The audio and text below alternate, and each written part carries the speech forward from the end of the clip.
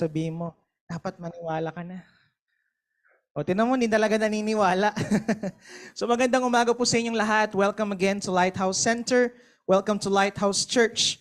And welcome to Lighthouse Family. Sabi mo nga sa katabi mo, welcome home!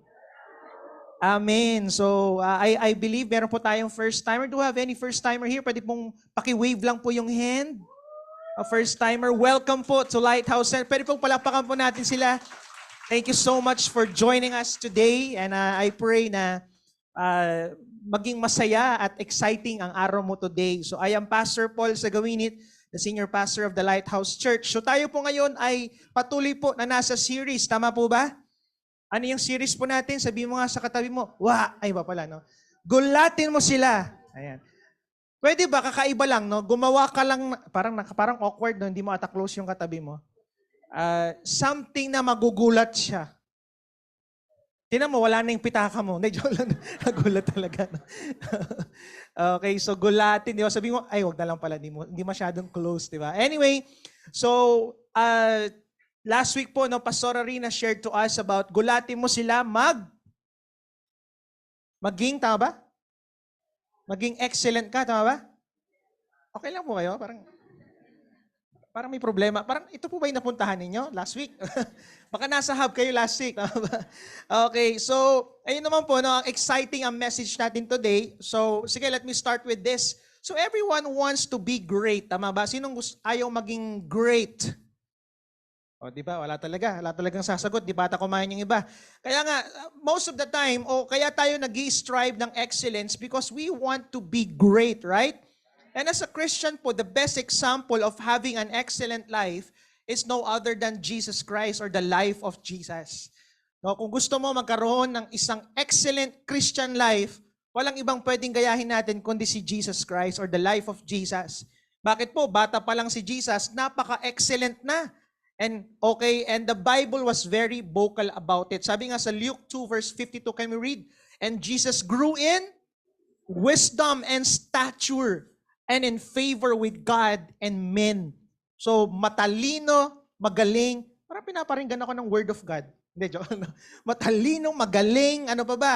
Grabe yung pabor sa tao, grabe yung pabor sa Diyos. Okay? At hindi lang yan, his ministry was so successful despite na tumagal lang ito ng more than 3 years. Nga po pala, no, sa mga hindi po nakakaalam, ang ministry po ni Jesus Christ only lasts 3 years and a half.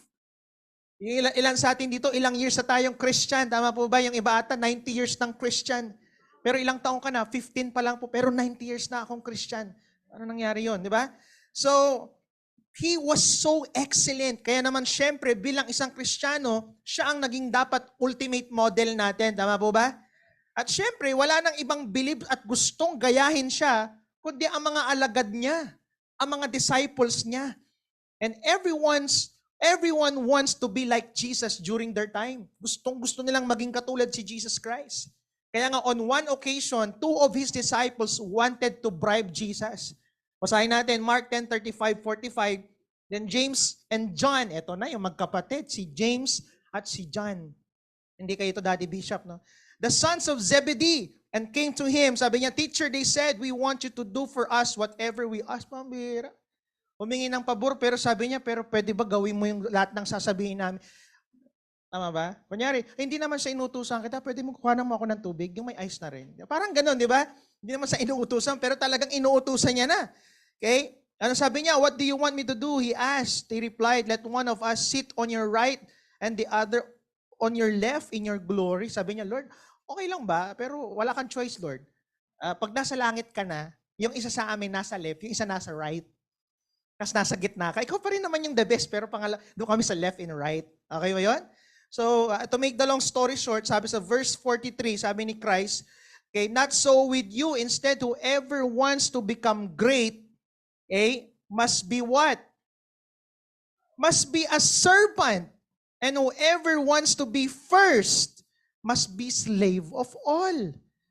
Grabe. Eto na, nagkaroon na ng matinding revelation about Jesus. Sabi niya, for even the Son of Man did not come to be served, but serve.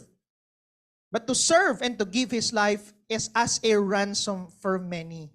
Imagine mo, kay yung mga disciples ni Jesus Christ, believe na believe sa Kanya, kay grabe ka, gusto ka nilang maging kagaya, binabribe siya ng mga disciples niya, and yet, Jesus revealed the key factor, yung susi, okay, why He was so great and so excellent. Alam niyo, sabi po niya, okay, whoever wants to be great must be a wow. Hindi niya sinabi, kailangan mo maging rabbi. Jesus, may rabbis na nga ako, hindi rabbi. Hindi gano'n, no? Hindi niya sinabing gano'n. Kailangan mo, mag-aral ka sa ganito. Hindi sinabing gano'n ni Jesus. Gusto mo maging great? Sabi niya, maglingkod ka. Amen? Sabi mo nga, maglingkod ka. O, parang nakakaramdam na yung iba, di ba? Kaya naman on our second week ng Gulatin Mo Sila series, join me as we talk about the message entitled, Gulatin Mo Sila, Mag-serve Ka. Wala talaga, ayaw nyo talagang mag-amen. Amen? Nakakagulat yung hindi nyo po pag-reply, di ba? Gulatin mo sila, mag-serve ka. Palapakan naman natin ng Panginoon. Are you excited? Sige po, before anything else, tayo manalangin. Panginoon, masayang-masaya kami. Dito kami ngayon sa aming tahanan. And Lord, thank you for what you've done last week. And salamat po kasi despite ng mga pinagdaanan namin, we thrive this week. Lord, grabe. Some of us dumaan sa pagsubok. Or hindi ko alam, Lord, yung pinagdaanan namin. Pero salamat kasi today, we are here. We are listening to your word today. And I pray, Panginoon God, that we will understand your word today at makita namin how you serve so that we can serve also how you serve us. Lord, pinupuri ka namin today. Bless your word. In Jesus' name we pray. Amen and amen. Sige po, samahan niyo po ako. Basahin natin ang main text natin today in the Gospel of John. Kasi daddy ko si Daddy John. No? John 13 verse 1 to 17. Napakaiksi yung ano natin ngayon. Scripture natin. John 1 or 13 verse, chapter 13 verses 1 to 17. It was just before the Passover festival. Jesus knew that the hour had come for Him to leave this world and go to the Father. Having loved His own who were in the world, He loved them to the end.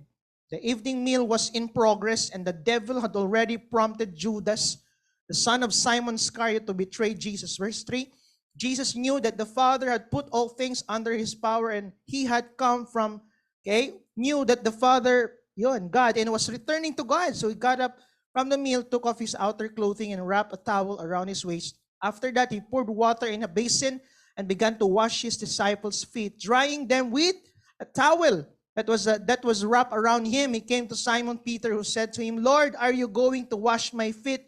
Jesus replied, you do not realize now what I am doing, but later you will understand. Hindi ko na babasahin lahat, medyo mahaba. So anong nangyari, the Last Supper of Jesus Christ, alam niya na, kasi pagkatapos ito na yung story na kinuha na siya ng mga Roman soldiers, pinahirapan, pinako sa krus. So that was the story. So during this time, ang ginawa ni Jesus Christ, habang kumakain sila, kasarapan ng steak. Sarap ng pagkain kanina, no? Kasarapan ng anong kinakain nila, no? Basta marami silang kinakain. Si Jesus Christ biglang tumayo siya, kumuha ng timba, tapos hinugasan isa-isa yung mga paa ng mga disciples.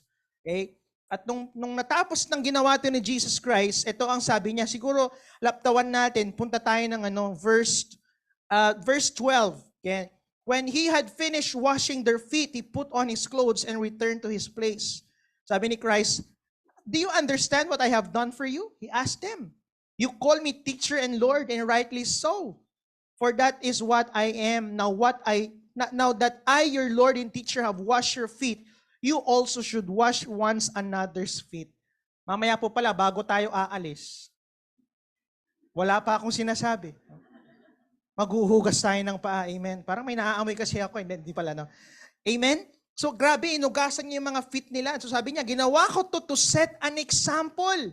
Very truly, I tell you, no servant is greater than his master, nor is a messenger greater than the one who sent him. Now that you know these things, blessed kayo kapag ginawa nyo. Ay, ganyan sa Pinoy version.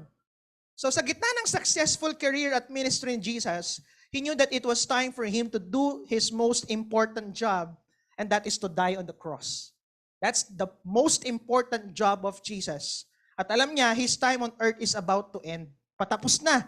Kaya naman nag-prepare siya ng salo-salo with His disciples. And on that Last Supper, Jesus did something unusual. Okay? Jesus did something awkward. Kasi rabbi siya. Dapat usually pag rabbi, ikaw yung pinaglilingkuran. Ikaw yung, di ba, hinuhugasan ng paa. Pero siya ang naghugas. He washed their feet. Ito yun, andun ako nung time na yun, pinicturean ko po, ito yun. He washed the disciples' feet. Tama ba? So, sa mga hindi po alam yung context ng bakit hinuhugasan yung paa, siguro si Jesus nag-ano yan, yung tawag sa manicure, pedicure. Ay, hindi po, wala siyang budget. Hindi po, no? Mga pala, meron po tayo dyan sa tabi natin. Ina-advertise ko na. 10:00 pa po ang bukas. So, pagkatapos ng service, hintay lang ng konti, palinis na po kayo ng paa ninyo. Amen? As mamaya ba napapalinis ka, iiyak-iyak ka pambira, parang si Jesus Christ. Hindi, iba po yan, no? So, dati po kasi, no, ang context po niyan is, merong iba't ibang klase ng servant before. Okay? At alam naman po natin, dati wala pong mga daan katulad natin. At walang maayos na sapatos na katulad natin ngayon. So dati, ang style po nila is, maalikabok ang daanan, tapos, syempre, since nakachinelas lang sila, marumi ang paa. So sa bahay pala ng isang Hudyo, Hudyo, pagpapasok siya doon, bago pumasok, merong isang servant doon na ang only trabaho niya ay maglinis ng paa para hindi madumi sa bahay. Nagets natin? Are you there? No? So, yun yung ginagawa nun. At sa lahat ng klase ng servant, yung tagalinis ng paa ang pinakamababang servant. Pinakamalit na sahod, pinakakawawang servant. Okay ba yun? Imagine mo, no? Madumi na ngayong paa, may something pa. Di ba? Bihira naman yan, di ba? So, he washed their feet. Alam mo, pwede naman niyang paglingkuran ang mga disciples niya sa paraan ng pagluluto. Tama ba? Ay, lutuan ko na lang sila, di ba? Gumagarang-garang si Jesus, di ba? Uy, di ba? A little bit of yum, mekos-mekos lang yan, di ba? Para masarap. Tama ba? Ganun lang ni Jesus Christ. Pero hindi, di ba? Pakainin sila. And yes, that's service. Tama ba? Paglilingkod din po yun, right? Yet, Jesus chose the lowest kind of service. So, He washed their feet. So nakakagulat kasi dito sa pag-uusapan natin today, Jesus revealed some important things in raising servants. So tingnan natin, ang tanong ko po ngayon, paano pinaglingkuran ni Jesus ang mga disciples niya? Are you excited? Siyempre, wala tayong best example na pwedeng paggayahan paano naglingkod kundi si Jesus Christ. Sige, number 1, 3 bagay lang po and we're done. Jesus made Himself known not as a leader but as a Lord and teacher. So nagpakilala si Jesus sa mga disciples niya, hindi bilang isang leader, pero bilang isang Lord and teacher. Okay? Sabi niyan, you call me teacher and Lord, and rightly so, for that is what I am. Now I, your Lord and teacher, have washed your feet, you also should wash one's another feet. So Jesus is more than a leader. Okay ba yun? Si Jesus is more than a leader, but He is a teacher. Hindi siya yung pinaglingkuran ng tao, siya yung naglingkod sa tao. Siya yung nagturo. At 2 bagay, sabi niya, He is a Lord. Tama po ba? Actually, 2 bagay po yung Lord. Una, nagpakilala siyang Lord kasi para ipakita sa kanila that I am your Savior.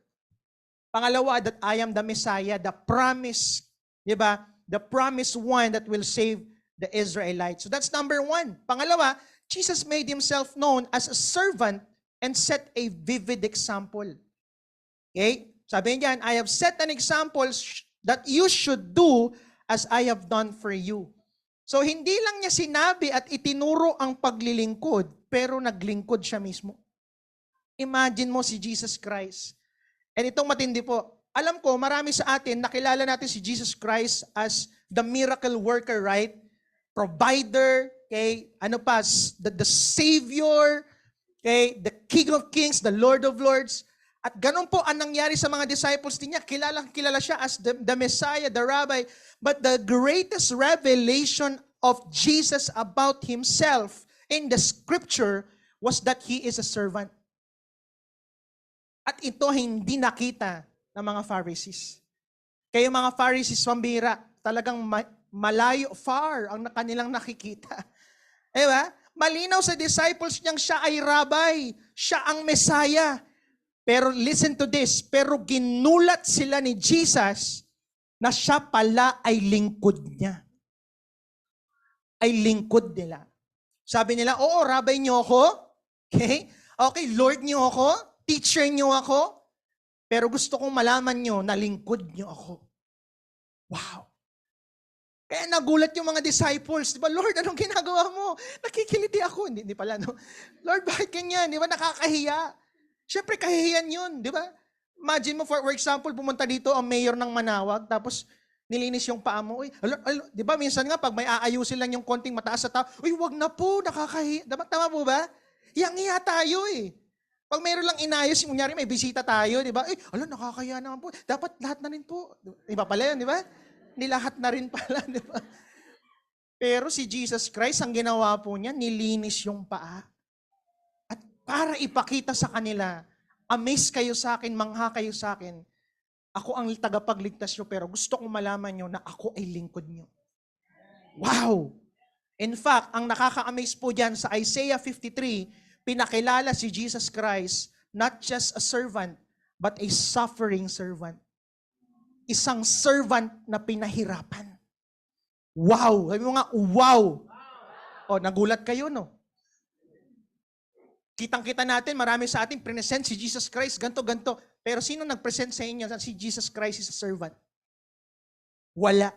But Jesus Christ served anyway. And last but not the least, okay, Jesus cleared the matter that no follower can be greater than his or her leader. So very truly, I tell you, no servant is greater than his master, nor is a messenger greater than one who sent him. Kaya nga magugulat po kayo, sabi po sa John 14 verse 2, very truly, I tell you, sabi niya dyan, whoever believes in me will do the works I did or I have been doing, and they will do even greater. Sino po dito namamangha kayo sa ginawa ni Jesus? Sabi ni Jesus Christ, pag naniwala kayo sa akin, kaya nyo pang higitan yun? Mamaya may maglalakad na sa tubig dito, di ba? Hindi naman yung ganun, di ba? Pero maraming ginawa si Christ na manghang-mangha tayo. Pero sabi ni Christ, doable, kayang-kaya nyong gawin. Magagawa naman natin yung nagawa naman ni Jesus, tama po ba? And we can do even more. Kasi nga, 3 years lang siyang nagstay, tayo ilang years. But Christ cleared the matter. Listen to this. Christ cleared the matter. Ito, makinig kayo na hindi dahil nakagawa ka ng mga bagay na mas matindi. Okay, listen. O grabe, that doesn't make you greater than him or anybody else. Yan daw ang totoong attitude ng isang servant. Yung nakagawa siya ng matinding bagay, pero hindi siya magmamayabang kasi alam niya servant lang siya. Yun yung sinasabi ni Christ. Okay ba yun? Dahil ang totoong servant, humble. Amen? Hindi yung, hindi. Alam mo naman, syempre, natin, diba? Excellent tayo. Yeah, that's good, di ba? Mamaya mas maintindihan natin. Sige, recall natin, mabilis lang. So recall natin, paano pinaglingkuran ni Jesus ang mga disciples niya? Number 1, ano sabi doon? Jesus? Wow. Number 2, and set a vivid example. And last, Jesus cleared the matter that no follower can be greater than his or her leader. Gulat ka, no? Makakagulat, no? Grabing pinaglingkuran ni Jesus ang mga disciples. But knowing all of these things, sino po dito gusto mo rin mag-serve? How can I serve? Knowing that Jesus Christ serves, how can I serve? Dalawang bagay and we're done. Number 1, serve publicly. Serve publicly. Sabi mo nga, serve publicly. Diba? Dapat po, nung eleksyon, nag-apply kayo. Hindi, joke lang, no? Pero mamaya, ibabanatan ko po yan ng konti. Kailan po yung eleksyon? Malapit na po, no? Tama? 30. October 30, November? October 30, pambira, lapit na. Amen. So, how can I serve publicly? Letter A, by serving your family. Parang ayaw nyo mag-serve, Alam niyo po, sometimes, makinig kayo sino po dito, aamin kayo nangyayari to. Sometimes, di ba, may tendency na ang sipag-sipag natin sa ibang bahay, masipag tayo sa church, masipag tayo sa bahay ng girlfriend o boyfriend natin, pero pag sa bahay nyo, ayaw maglingkod. Magugulat ka, di ba, sa school, grabe, gumaganong-ganong pa yan, di ba? Pambira. Pero pambira sa bahay, ayaw maglingkod. Alam niyo po, dapat sa pamilya tayo unang maglingkod. Kanina, binabanggit ko, si Jesus ay nag-ministry for 3 years, right? Nag-start siya at the age of 30. Ang tanong ko, bakit, Lord, hindi ka naglingkod at the age of 15, 20, ganyan? Pero magugulat ka, for 1 to 30 years old, ang ginawa lang pala niya, nag-serve sa family niya. He served 30 years in his family. Wow! Sabi mo nga, wow! Kaya nga mo, sino po mga tatay dito? Huwag yung mukhang tatay ha, tatay lang. Okay. Gusto ko pong sabihin sa inyo, be the best provider. Amen!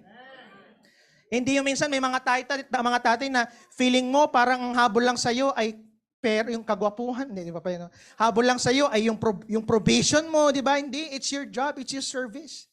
Dapat bilang mga tatay, masaya tayo na nagbibigay ng pangangailangan ng pamilya natin. Amen? Dapat kayo naman ng trabaho. Hindi, yun yung utos ni Lord eh. Mga nanay naman, mga nanay, bawi tayo, di ba?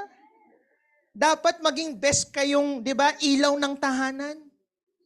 Hindi po sound system ng tahanan. Amen? At ang trabaho ng nanay ay gawing tahanan ang bahay. Diba? Ako na lang lagi naglilinis. Ako na lang lagi nagluto. Wala tayong choice. Ganun talaga eh. Amen? Tama po ba? O mga anak naman, bawi naman tayo mga nanay, tatay, mga anak. O lahat tayo anak. Diba? Hindi mo katulong si nanay o si tatay. Ano ba naman? Hindi naman nalilinisan yung bahay namin. Diba? Dapat now is the best time to serve. Pambira. Pag namatay yung nanay, tatay, iyak ng iyak. Nanay, kung alam mo lang, mahalo kita kamahal. Pambira. Yung paglinis lang natin sa bahay, malaking bagay na po yun. Yung iba namang mga anak, pambira, ganito, Nay, may project kami. Project? Magmi-milk tea ka lang sa labas. Di ba? Huwag mong takasan ng maglingkod sa bahay. Huwag sabihing may project kung milk tea lang naman ang pupuntahan. Tama ba? Gusto nyo pong magulat yung mga kapamilya nyo? Gusto nyo magulat sila? Ganito gagawin natin. Mamaya, pag-uwi, ganito gagawin mo gulatin mo yung pamilya mo. Paglingkuran mo sila.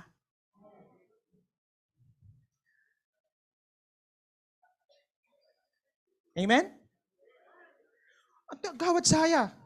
Ano nangyari dito? Bakit naglilinis naman na ito ng babuyan? Wala naman kaming babuyan. Sa kapitbahay pala, di ba? So sobrang grabing maglingkod, lingkod sa kapitbahay. Amen? Sino po dito excited mag-serve sa family niya?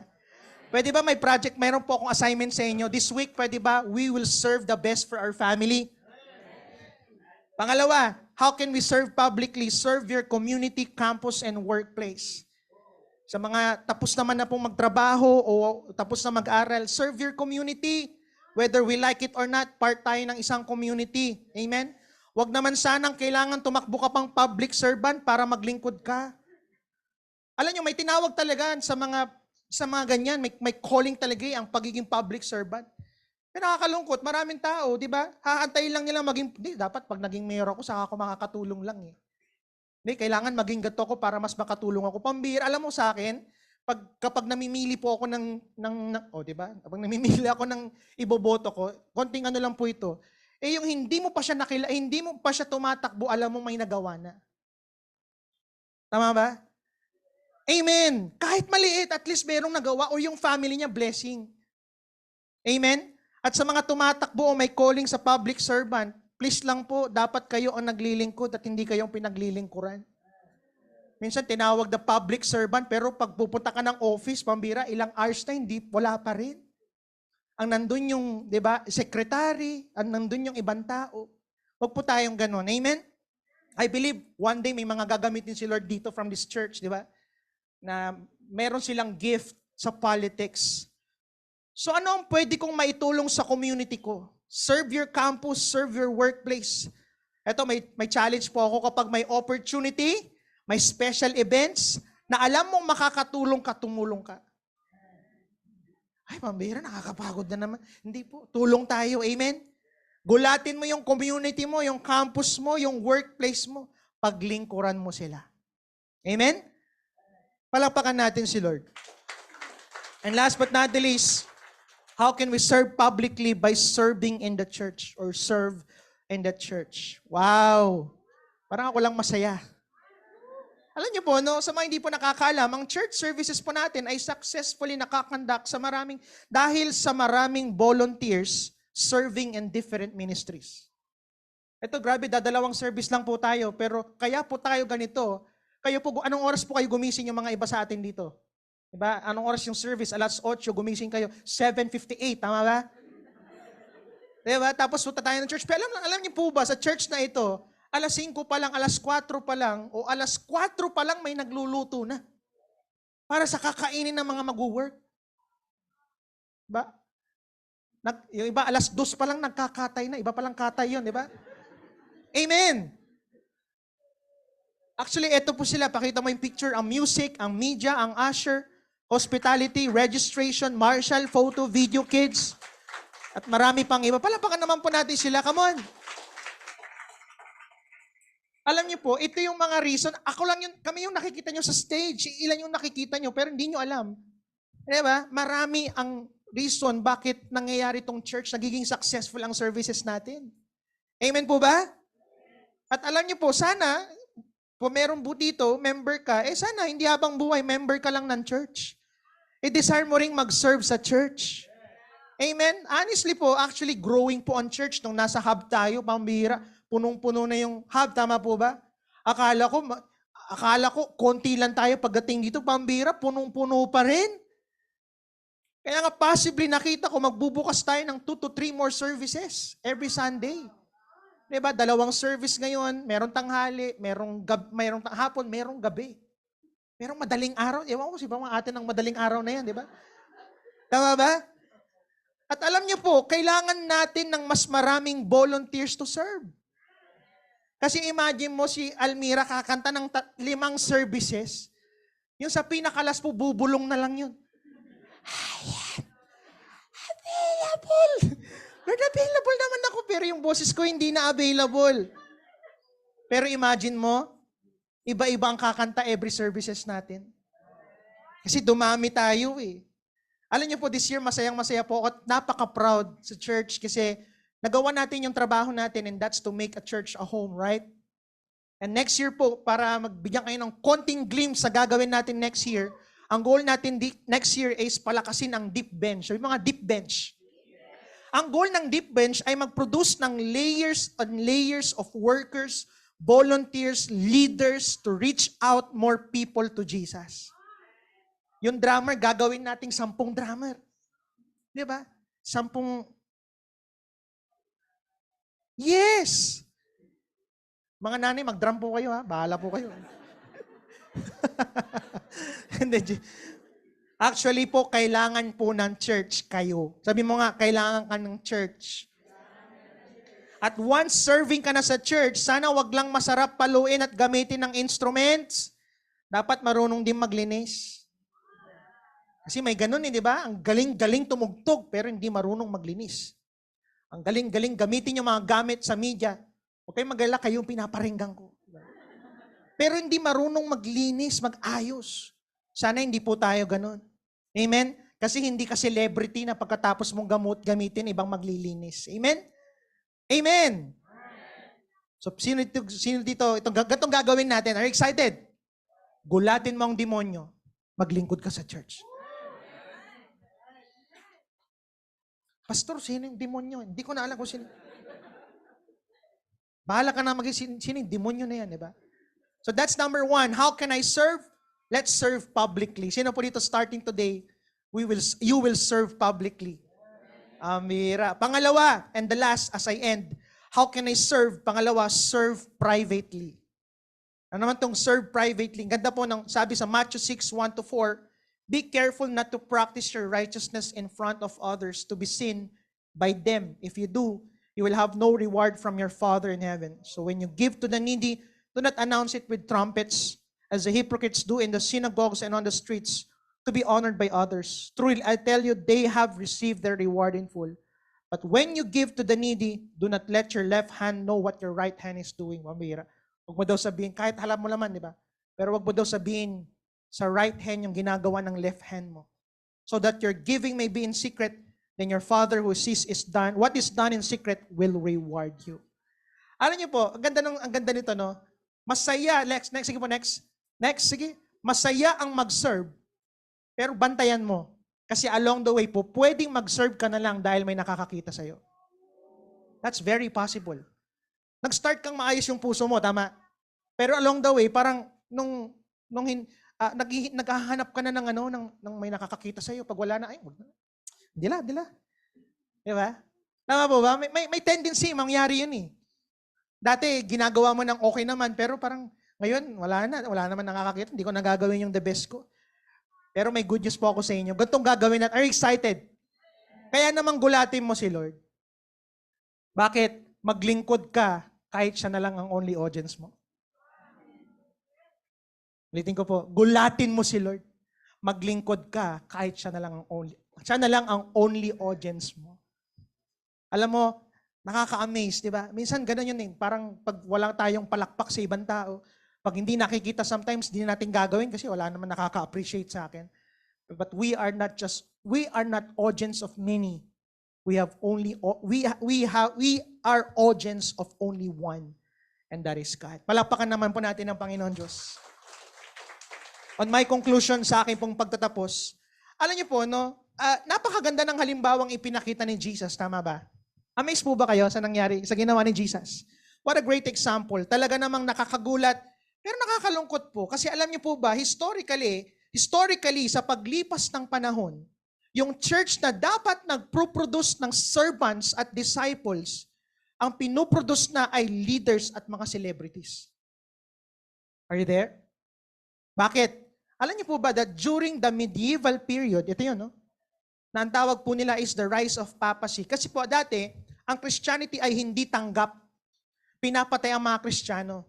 Hanggang sa merong isang emperor, nakalimutan ko na yung pangalan niya, niligal ang Christianity. So, nangyari, ang Christian na ngayon, ang religion na ng buong mundo. Are you here? So, nung nangyari po yun, okay naman nung una. Kasi na-legalize, pwede na mag-worship, pwede nang gawin yung dapat gawin, pwede nang purihin si Lord in public. Pero along the way, pumasok ang rise of papacy sa medieval period.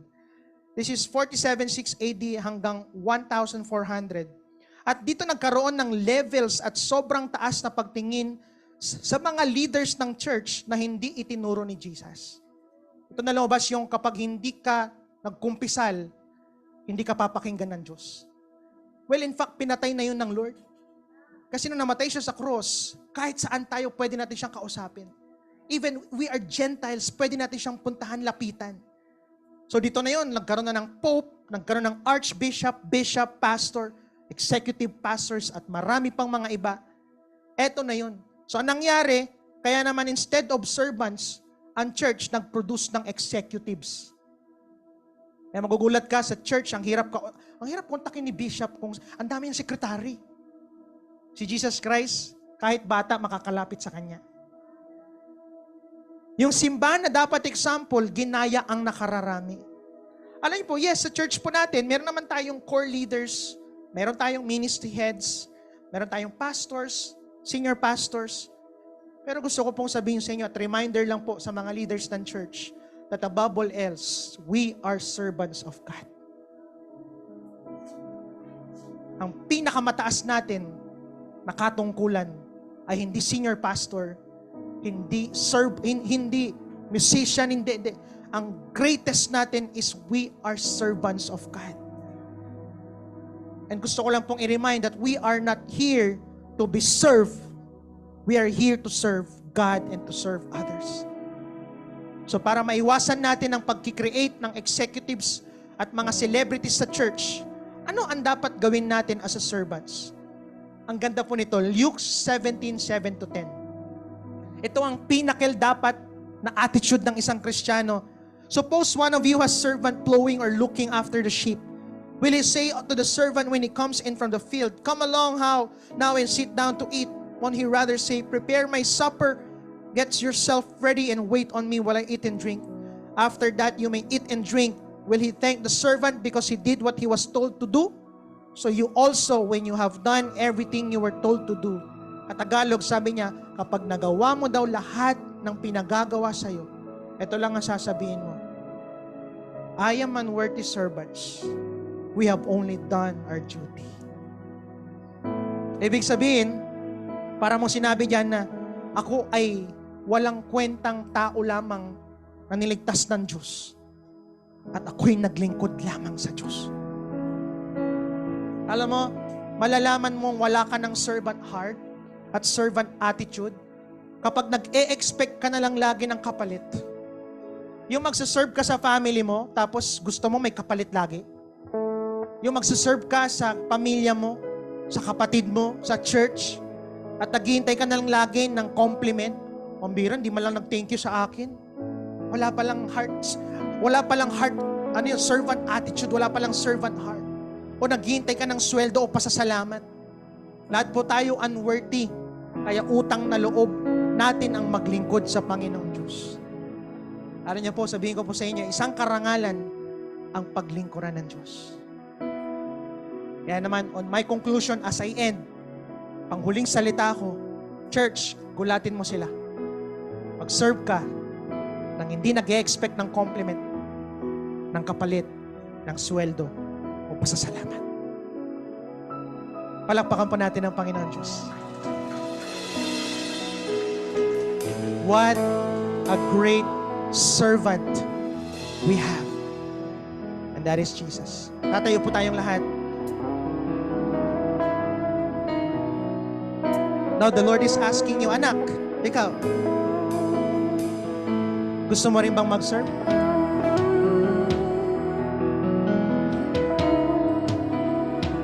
Can we just sing this song?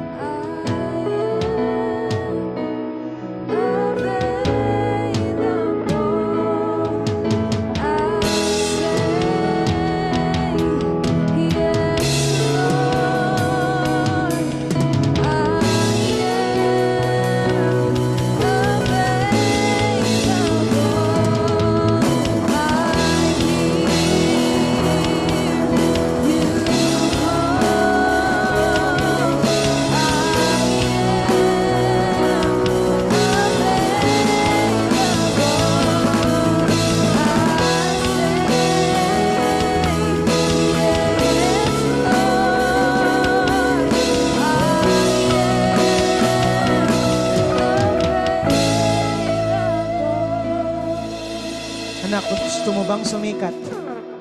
Gusto mo bang makilala? Gusto mo bang umangat ng buhay mo? I am calling now. And I am saying to you, anak, I want you to serve. Starting today, serve your family. Tatay, paglingkuran mo ang iyong mga anak. Paglingkuran mo ang iyong asawa. Nanay, paglingkuran mo ang iyong asawa.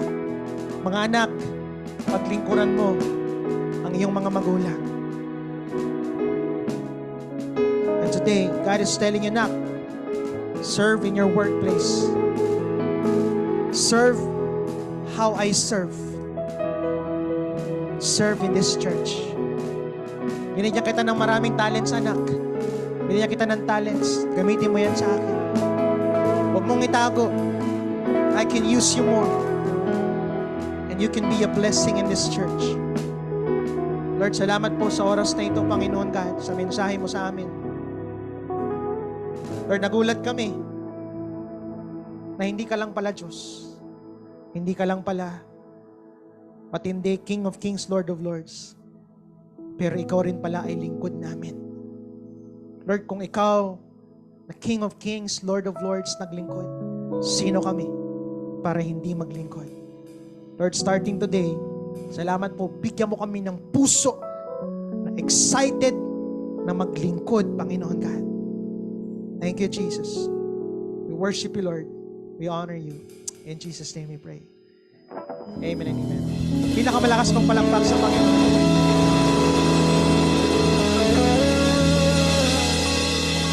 Hindi po, makakaupo na po tayo. Ayan, meron po tayong first timer today. Pwede pong tumayo na lang po yung first timer natin. I think we have first timer here. Tama po ba? First timer? Ayan, pwede pong welcome po natin sila. Ayan. Sir, can I pray for you? Can I pray for you? Gusto ko kitang ipag-pray. Pwede po ba extend natin ang hands natin kay Kuya?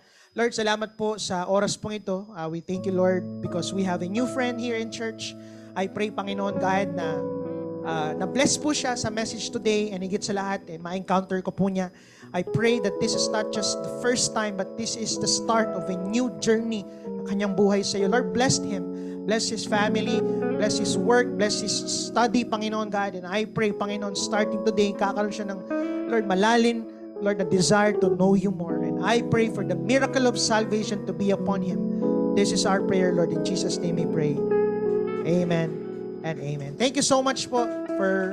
Punta na lang po kay Pastora Jubel, yan yung maganda kong asawa. Ayan, punta na lang po kayo sa kanya. Amen.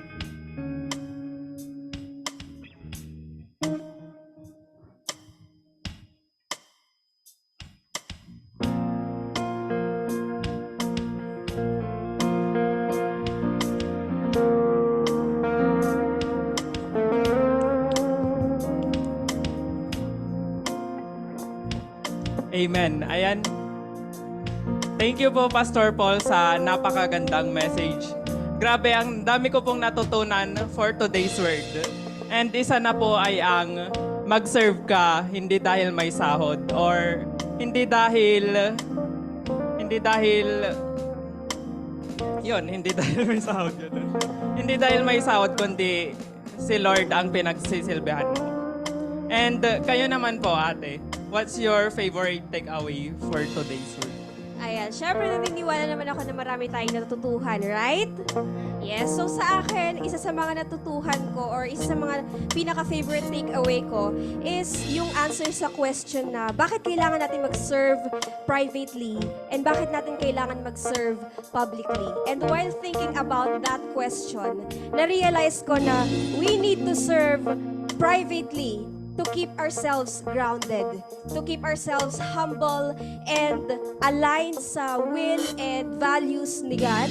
And we need to serve publicly to inspire others to do the same. Hindi porket nag-serve ka publicly is nagmamayabang ka na. Pero nag-serve ka lang publicly to show others that they can also serve privately and publicly. So yun naman po yung aking natutuhan. And I believe na marami po tayong natutunan and nag-enjoy din tayo sa word natin this morning dahil sobrang timely nito at sobrang tatagos ito sa puso